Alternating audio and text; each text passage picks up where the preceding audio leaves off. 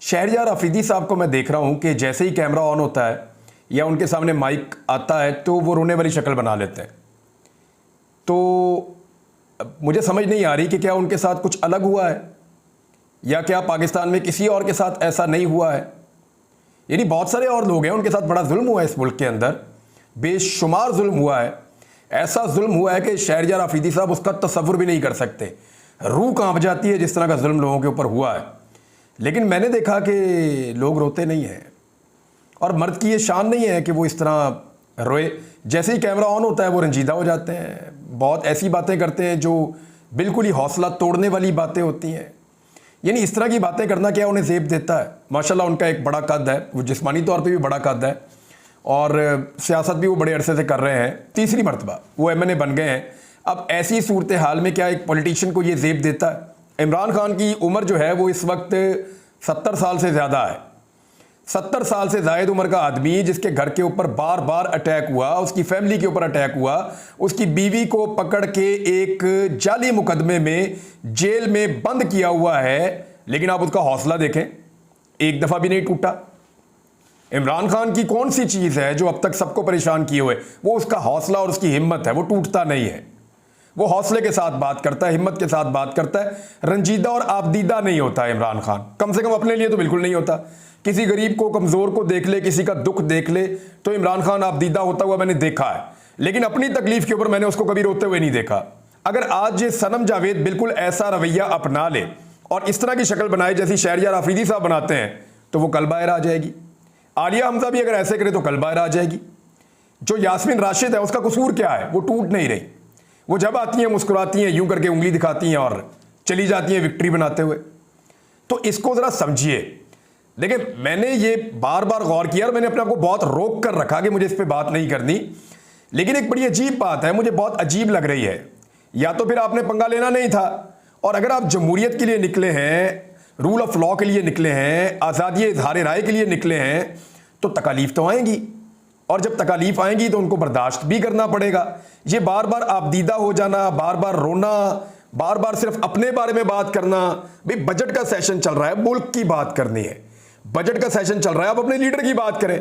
Budget का session चल रहा है, आप वहां पे भी अपना रोना धोना आपने शुरू कर दिया। तो मेरी ये जाती राय है कि यानी मेरा तो कोई ताल्लुक नहीं है ना इस जमात के साथ। आज ये जमात को मैं पसंद हूं, कल हो सकता है ना हो। लेकिन आप ये देखें, मैं वापस आता हूं, डायरेक्ट अपना काम शुरू करता हूं। कभी आपने मुझे रोते धोते ये वो करते हुए देखा हो, कभी आपने सनम जावेद को रोते धोते देखा हो, कभी आपने इमरान खान को रोते धोते देखा हो। अली अमीन गंडापुर के बाल काट दिए, वो हंसता हुआ बाहर आया था, उसने कहा जी गर्मी लग रही थी, ठीक है, ऐसे में ज्यादा खुश हूं। यानी बेशुमार लोगों को मैंने देखा, बेशुमार मार खाई, बहुत कुर्बानी दी, लेकिन आप रोते हुए नहीं देखेंगे। अभी अहमद फराद बाहर आया, ये लोग तो गायब भी नहीं हुए ना। ये शहरयार अफरीदी वगैरह तो जेल में गए थे, तो जेलों के अंदर तो आपको पता कोई प्रॉब्लम नहीं होता। ये लोग तो जेलों में गए थे और जेलों में इनको नज़रबंद किया गया था, मुकदमात बना के, या वो जो भी वो होता है एक MPO के तहत इन लोगों को बंद किया गया था। यहां तो ऐसे लोग हैं जिनको गायब कर दिया गया था, जैसे आपका उस्मान डार है, जैसे उमर डार है, वो गायब हो गए थे। अदर मशवानी के भाई वो अभी तक गायब हैं। यानी हमने उनको रोते हुए नहीं देखा। लेकिन शहरयार अफरीदी साहब बार बार दिल छोड़ देते हैं। इससे मुझे ऐसा लगता है कि वो इमरान खान साहब को डैमेज कर रहे हैं और उनकी तहरीक को नुकसान पहुंचा रहे हैं, मुझे ऐसा लगता है। बहरहाल ये उनकी अपनी मर्जी है, ये उनका अपना एक स्टाइल है कि वो अपनी तकलीफ को बताने में शायद कंफर्टेबल होते हैं और बार बार वो इसको बताते हैं। पता नहीं वो क्या बताना चाहते हैं, हर दफ़ा वो एक नई चीज़ बताते हैं। और मैं क्योंकि जानता हूँ उनकी बहुत सारे लोगों को उनके ख़ानदान में, उनके कबीले में, तो वो लोग भी इस बात से बहुत नाला हैं और परेशान हैं। एक तो मुझे उनके बहुत करीबी शख्स ने मुझे ये कहा कि यार मर्द रोता नहीं होता और हमें बड़ी तकलीफ़ हो रही है इसको देख कर। और दूसरी बात जो मुझे उनके बहुत करीबी शख्स ने कही कि यार हमारे ऊपर तो बुज़दिली के और बेगैरती के ताने लग गए हैं जो बातें इन्होंने की हैं। तो ये वो कबीले के करीब के लोग हैं। बहरहाल शहरयार अफरीदी साहब की अपनी मर्जी है, जो वो कहना चाहते हैं वो कहें। मैं आ जाता हूँ नॉर्मल ख़बरों की तरफ। लेकिन इन चीज़ों के ऊपर याद रखिएगा, अगर तो आपने सरेंडर करना है और ऐसे रोना है तो फिर आप घर जाके बैठ जाएं। तो आपसे बेहतर तो फिर सनम जावेद है, डट के खड़ी है। आलिया हमजा है, देखें कैसे वो निकलती है, उसको इतनी तकलीफ में, गर्मी में, परेशानी में रखते हैं, उसके चेहरे की मुस्कुराहट नहीं छीन सके। यास्मीन राशिद कैंसर सर्वाइवर, और आप देखिए उनकी हालत क्या है, बेहोश होकर अस्पताल पहुंच गई, हंसती हुई वापस गई जेल के अंदर, मुझे वापस ले जाओ जेल में, परवाह नहीं है। और लोग हैं, मर्द हज़रात तो बहुत सारे, ख़वातीन की मिसाल इसलिए दे रहा हूं कि वहां ज़रा मुश्किल होता है। अब ऑपरेशन अज़्म इस्तेहकाम, ये एक नया ऑपरेशन जी पाकिस्तान में प्लान किया गया है। नेशनल एपेक्स कमेटी का इजलास हुआ 22 जून 2024 को, इस्लामाबाद में मुनक्कद हुआ। और 2016 के बाद अब पहली मरतबा ऐसा हो रहा है, 2017 में आखिरी ऑपरेशन शुरू हुआ था कि इस किस्म के बड़े फैसले किए गए हैं। और इस इजलास के दौरान अज़्म इस्तेहकाम शुरू करने का फैसला किया गया, जिसके जो अहम नुकात हैं वो ये हैं। नंबर 1, दहशतगर्दों के खिलाफ बिला इम्तियाज़ कार्रवाई की जाएगी।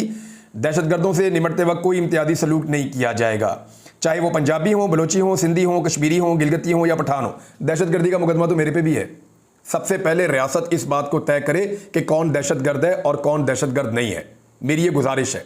इधर तो बेशुमार सहाफ़ियों के ऊपर और बहुत सारे नापसंदीदा लोगों के ऊपर, इवन यहाँ पे जो है वो शायरों के ऊपर, हत्ता के जो सियासी लीडर हैं और जो सियासी वर्कर्स हैं उनके ऊपर दहशतगर्दों के मुकदमे दर्ज हुए हुए, तो उनको आप दहशतगर्द कैसे करार दे सकते हैं? तो पहले तो दहशतगर्दों को देखें कि वो हैं कौन लोग हैं, चाहे वो पंजाबी हैं, बलोची हैं, सिंधी हैं, कश्मीरी हैं या गिलगिती हैं या पठान हैं। उनके खिलाफ बिला इम्तियाज ऑपरेशन होना चाहिए। लेकिन ये देख लें कि दहशतगर्दी का पर्चा क्या सबके ऊपर करना है? मेरे ऊपर भी हुआ है कि मैं बम बना बना के मारता हूं पुलिस वालों को, हालांकि सारी दुनिया गवाह है कि मैंने कभी भी कानून अपने हाथ में नहीं लिया। जब भी मेरे पास कोई आया मैंने कहा चलो जी, मैं उनके साथ चला गया। दूसरा यह है कि इसी तरह रियासत मुखालिफ इंतशार पसंदों और मजहबी जुनूनियों के खिलाफ ऑपरेशन किए जाएंगे, चाहे वो किसी भी फिरके या मजहब से ताल्लुक़ रखते हों।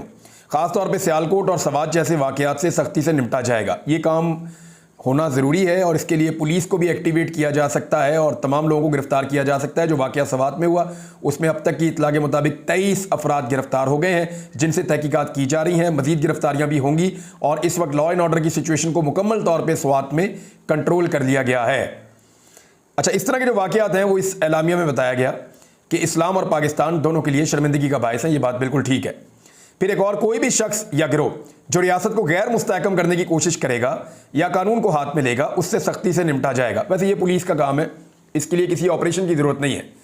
कानून के ऊपर अमल दरामद जो है वो पुलिस का काम है। और गैर मुस्तहकम करना जो है, यानी मुझे अच्छी तरह याद है, मैं एक अदालत में था, कैंट कचहरी थी लाहौर की, मेरे ऊपर एक मुकदमा चला हुआ था और उसमें जो प्रोसिक्यूशन साइड थी उन्होंने कहा जी ये मुल्क को गैर मुस्तहकम कर रहा है। ये इल्ज़ाम तो मेरे पे भी लगा था।